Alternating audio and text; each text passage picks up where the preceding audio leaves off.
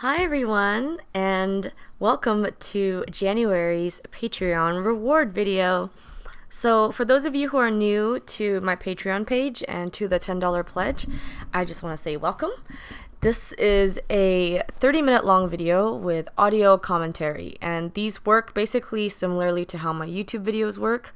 I'm going to be playing this time lapse, which is almost 3 times or more than 3 times as long as my YouTube time lapses, and my voiceover will encompass me talking a little bit about the artwork and answering some of your commonly asked questions and just kind of chatting with you guys about art and life.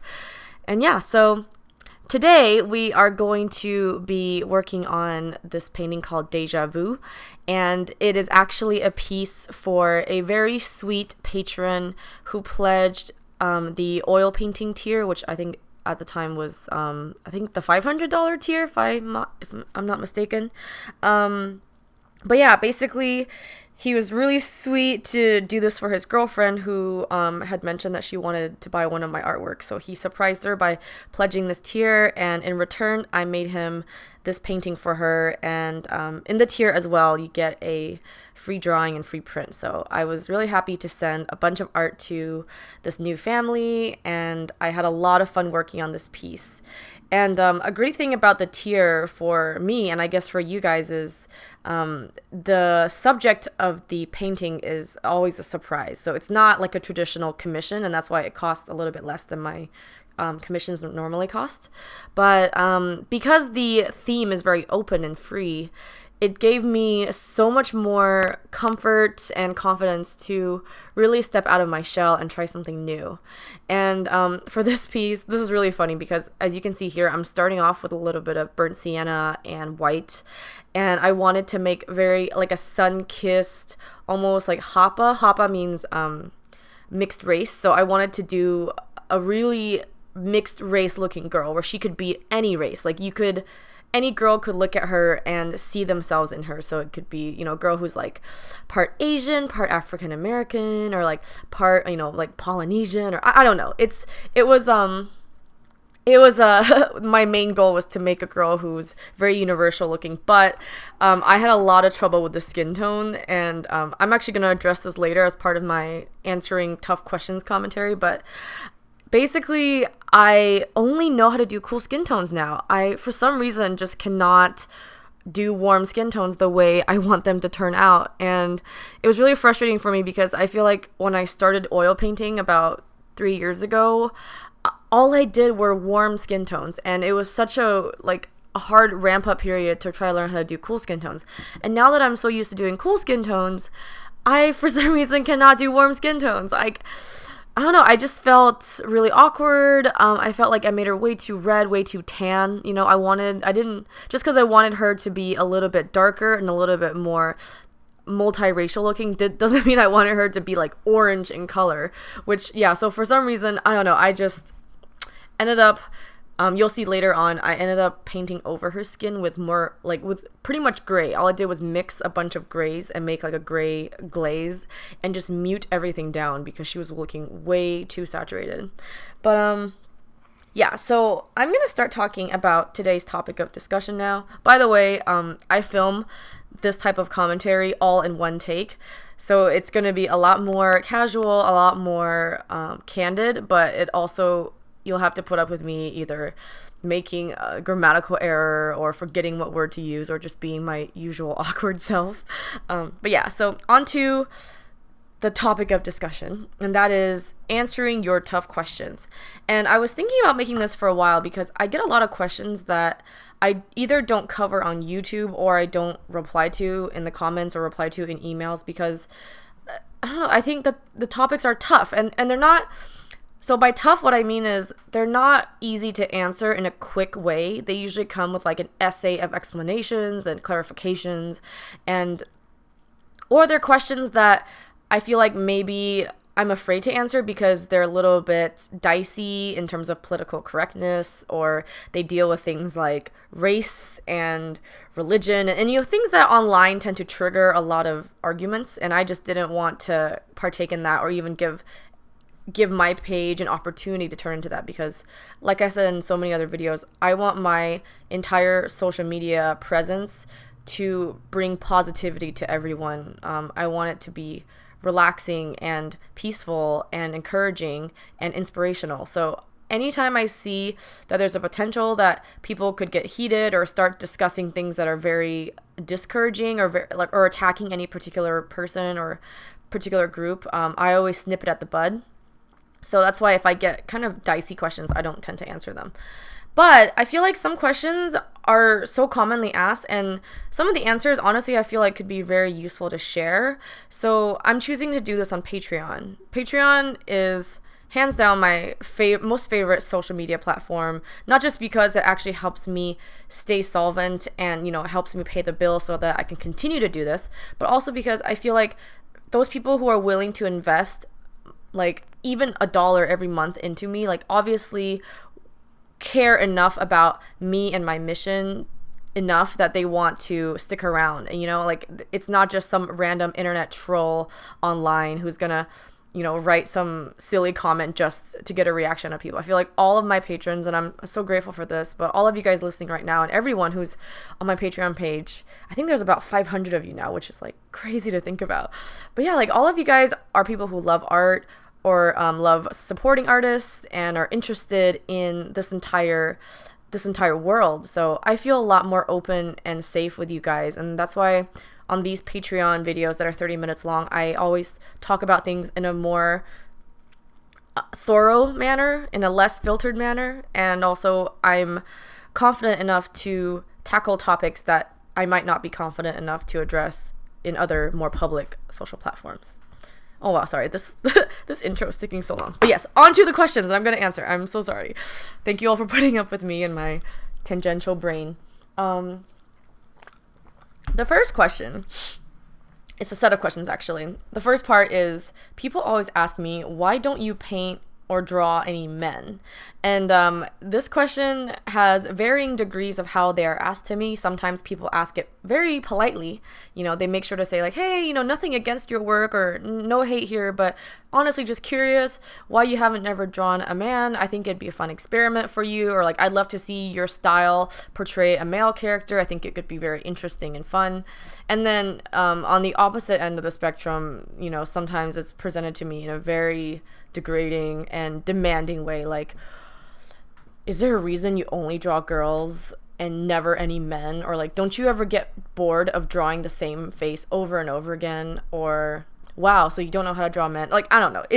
So sometimes people are nice about it, sometimes people are mean about it, but either way, I get asked this question almost daily.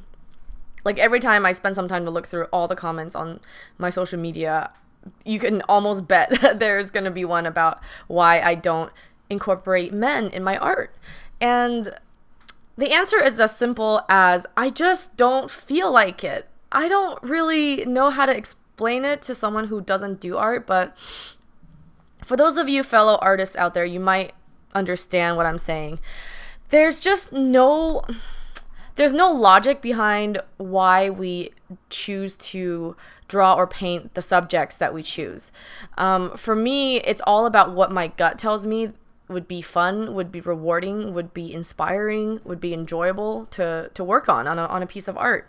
So I don't paint men for the same reason that I don't paint water bottles or trucks. Like, I just don't feel like it. And if you were to ask me why I don't feel like it, I feel like probably because I am a woman and I live my life through the perspective of being a woman in society, and women inspire me because I can relate to them, because I am one. And the girls I paint, I love like getting lost in their features and making up like imaginary background stories for them, naming them. I love creating an entire woman's life and a woman's world that is set as the backdrop to the painting she's in, and that brings me so much joy. And I don't know, I feel like I have drawn men before, so that's also a false assumption. Like, it's not that I never draw men or never paint men.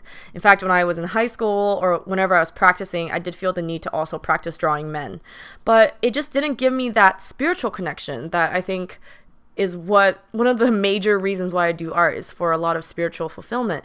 And yeah, because I am a woman, I identify with women, and I live the world, in a woman's world. I just prefer to paint and draw women. And so I don't avoid drawing men actively out of any dislike or any gender related judgments. It's just simply boils down to the fact that I enjoy painting and drawing women a lot more because I identify with them more and they inspire me more, and they inspire me because I identify with them more. So yeah, but yeah, I can't like just say that online. It's hard to convey the true almost innocence of my decision to not draw men. It's hard to convey that innocence or that simplicity online because people always take things the wrong way. So I hope this clears it up for any of you guys wondering why I don't draw or paint any men. Also, I always get asked, why don't I paint or draw darker skin tones, like people of different ethnicities? People have noticed that I only like to paint light-skinned girls, like either Asian or Caucasian. And I've gotten this, one time I got this comment, it was so, I don't know, I just couldn't, like, the comment itself was so racist. I don't even want to share it, but they're basically like, they said something like, why don't you ever draw any like African American girls, like go buy some brown paint or something just really crass like that. Like I would never ever talk like this in real life, but the person who commented on my page, like she phrased it like that, and it was just so, I don't know, there's nothing like mean stated in the sentence, but the way I read it, it came off very offensive to me, and I didn't even dignify that with a response. I just deleted the comment because like it's just such a crass way of asking a question that's, I feel like, very culturally sensitive. But the reason why I don't paint a variety of skin tones, and I touched on this in the beginning of this painting, is simply I am not that good at it, so therefore it doesn't become enjoyable for me. Like the thing with skin tones is not like learning how to paint a new breed of flower or learning how to paint a new type of tree. Like skin tones, you have to do a lot of studies and figure out one or like a handful of palettes and color combinations that will work. It's almost like a science experiment. It's almost mathematical.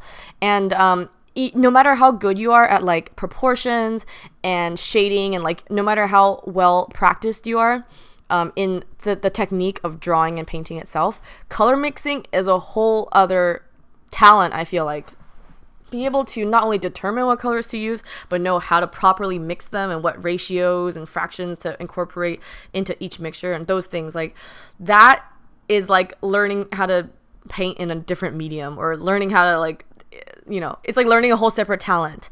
And for me, I had my cool light skin tones figured out first and foremost, and I think a little bit of the the warm light skin tones figured out. Those were the two that I started learning with. When I bought my first set of oil paints, I didn't know what I was doing, and I bought this color called Caucasian Flesh Tone, and that was a great kind of basis for me to start off learning how to mix skin tones. And that's all they sold. They didn't sell an Asian skin tone. They didn't sell African American skin tone or a Latina skin tone. They only sold this color called Caucasian skin tone. And so I learned how to mix my colors framed around that one particular color. I learned about like muted peachy beiges and, or like pinks and greens. Like I don't know. I don't know how I can convey this. It's really hard to learn how to paint a different race. You have to really relearn how to mix an entire set of colors. You got your shadow colors, mid-tone colors, highlight colors. And for me, because I wasn't well versed in it, I don't do it as often because, each time I paint someone of an ethnicity with a skin tone I haven't figured out, I have to take double or triple the amount of time in mixing my colors. And like I have, the funny thing is, like, I have painted actually many girls of different races, including this one here who I wanted to look mixed race. I have no racial or political agenda against anyone whatsoever. I'm a minority. I'm a freaking immigrant. Like I would never ever close myself off to diversity or, like a more worldly view on things. So it sucks because I feel like sometimes when people ask me why I don't do girls of different races, it's almost in an accusatory tone that like I'm racist or elitist or something, and that's not the case. Like, I am a minority living in America in this day and age where especially this last few months where minorities are all kind of seen as outsiders. So I would never ever exclude anyone. And literally, like, the reason it's like the reason I don't draw or paint men. It's very innocent. It's very simple. There's no ulterior motives. I simply just have a harder time mixing different skin tone color palettes, and I tend to gravitate towards the skin tone color palettes that I'm more familiar with, which is the color palette that I first learned how to paint humans with, because I had only purchased those colors in the beginning. It's very simple. And, you know, I have painted many African American girls, and I love those pieces. I sell prints of them. I've sold originals of them. They're equally as, you know, significant and as successful and as meaningful to me as the paintings I do of any other race. And also, I just want to also quickly say that my girls that I paint, I don't ever see them as human beings who are born in a certain country who grew up with a certain race. I always want to capture the female spirit. I want someone to look at my piece and not see a girl, a human girl. I want them to see, you know, like a female spirit, whether it's like a goddess or like a mermaid, I don't know, a mermaid siren. I don't know. Like, I don't want them to be just regular everyday women that you can meet on the street, or regular beautiful women that might be like actors or models. Like, I want my females to be almost female creatures, like female spirits and creatures. Yeah, like there's no other way to put them other than the fact that they're supposed to be a little weird looking, a little alien looking, like otherworldly looking. And so that's why I guess like I never even thought about anything political or racial as an issue, because I had always viewed my women as kind of manifestations of different female essences or female spirits.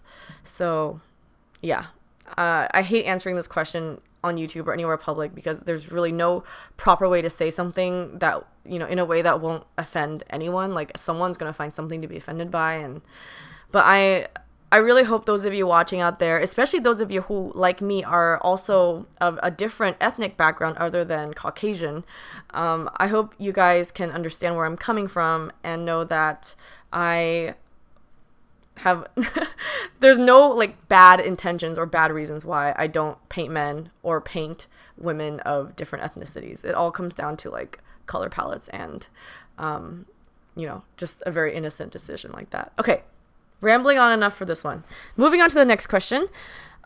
People always ask me, they say something like, you know, I love drawing, but it's so hard for me to feel inspired, or like, you know, they say like, you know, I have artist block. I just can't bring myself to pick up the pencil, or like every time I want to draw something, I don't have anything to draw. I end up just, you know, having like a blank sheet of paper staring back at me. And like, how do I get over that? And honestly, I don't answer this because I don't think I'm the right person to ask. I think any sort of artist block that I may experience is completely different than the type of artist block that these commentators are talking about, because these comments are mostly from younger artists, like who are still in school, who have homework, who are learning other subjects, and they don't do it for a living, and B, they're not 100% set on whether or not they actually want to be a full-time artist in the future. Like, it's not a priority. So a lot of times I think these people enjoy doing art as a hobby and find it like a very fun pastime, and they're asking me how they can do it more often, like, or find the craving to do it more often. And so it's hard for me to answer it from my perspective, because I have to do art. Well, I don't have to. I want to, and I love doing it for a living. And I love that it's like the number one priority in my life, and it's the number one thing on my mind, at the forefront of my thoughts, wherever I go, whatever I do.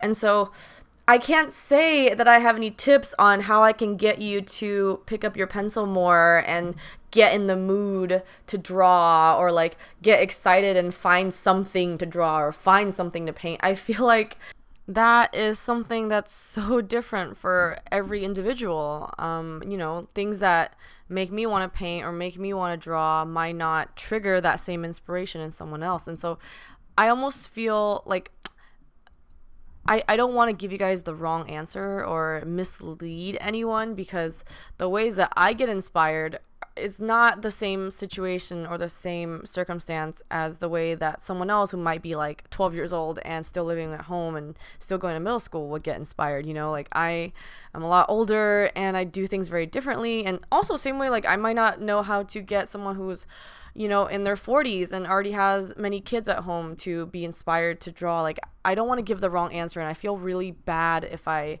mislead someone in the wrong direction or give them advice that's not good, that doesn't help them at all. Like I don't want to do that. Like I want to actually give helpful advice that I'm confident about. So for me, it's like I have to draw and paint all the time. Well, I don't have to. I love to draw and paint all the time for my job.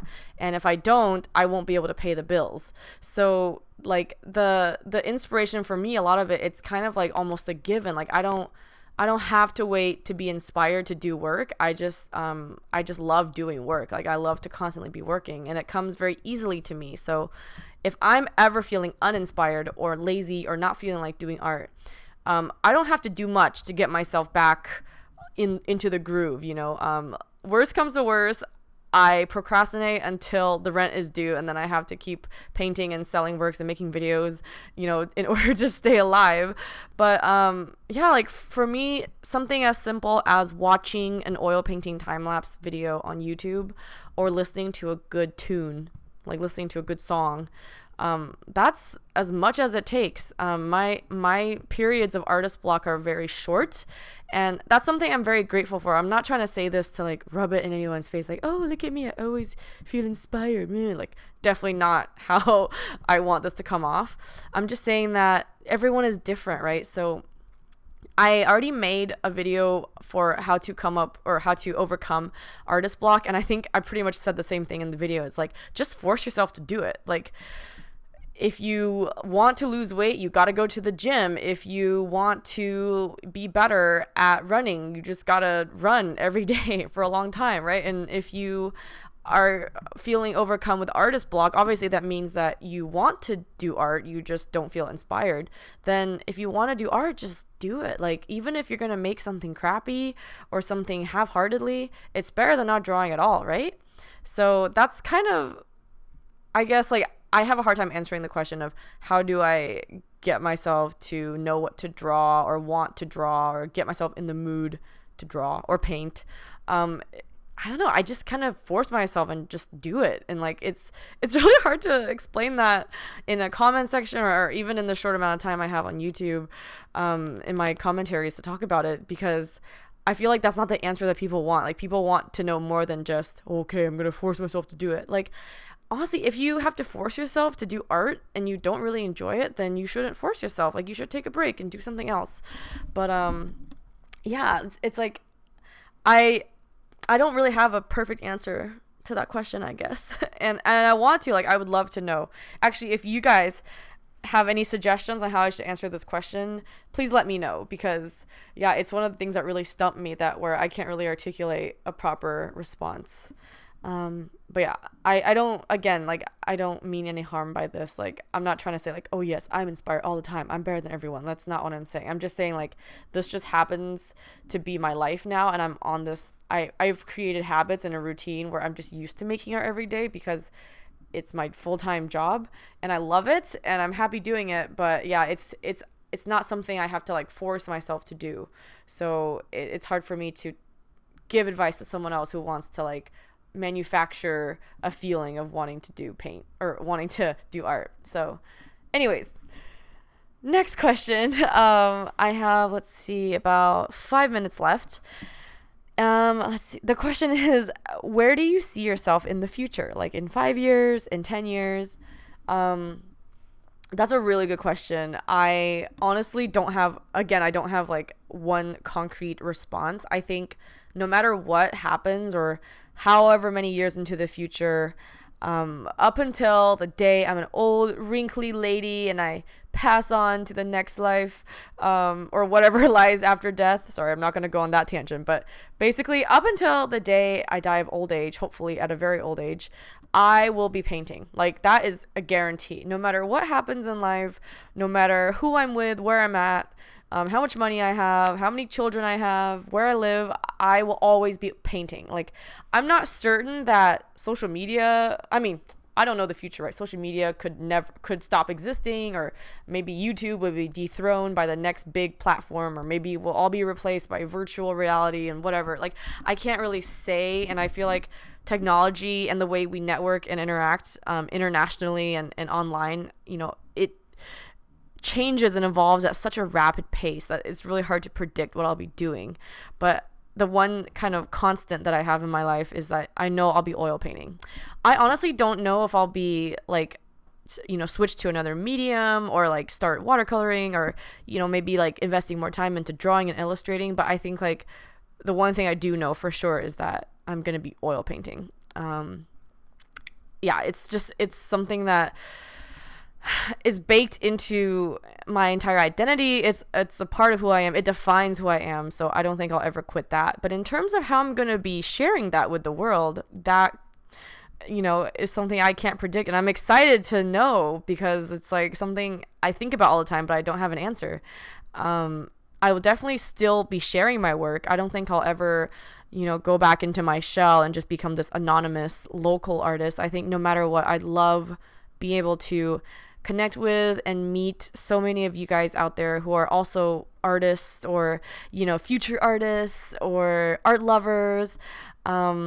It's been so rewarding, and I never expected social media to be such an integral part of my life and also a part of my career. I honestly thought maybe I would get like an art teaching job at a local summer camp and maybe sell a few paintings, at craft fairs. I didn't really think that I would ever, use Instagram or YouTube as a way to, connect with the rest of the art world. And it's been so amazing having that, because like I would have never met some of the amazing people that I've met online if I were to never put myself out there. And like, no matter what happens, and no matter what negativity, which is like still a very small amount, but no matter what hardships arise from, always sharing things about yourself constantly, and sharing your art constantly, and kind of being vulnerable and putting yourself for the world to judge and for the world to comment on, I think the benefits of it have outweighed the cons like immensely.